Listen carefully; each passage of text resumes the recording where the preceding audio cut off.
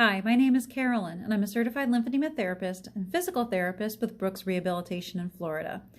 I'd like to talk a little bit about what lymphedema is. When people get the diagnosis, it's not often clearly explained to them. Lymphedema happens when the lymphatic system is no longer able to operate at capacity. I like to compare it to a parking garage. Once that parking garage is completely full, you have no more room. And while the lymphatic system is an open-ended system, which means that the ends of the tubules that help to collect fluid are open to suction up fluid, protein molecules, and other dead cells in the body, it can only operate to a certain capacity, much like a parking garage has openings for the cars to come in. Well, when that fluid accumulates and has nowhere to go, that's when lymphedema occurs. The limb will start to swell.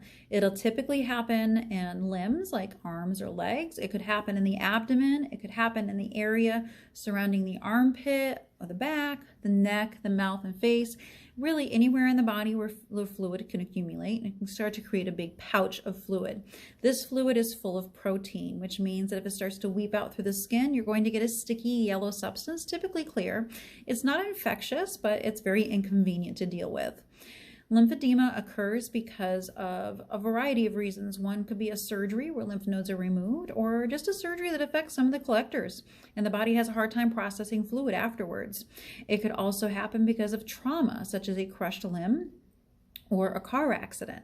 It could happen because of radiation treatment, or sometimes we have a low capacity lymphatic system and one illness or injury is enough to overwhelm the system and create that type of swelling. Lymphedema is best treated with a method known as complete decongestive therapy, and that is something I will talk about, the components of complete decongestive therapy, in future videos.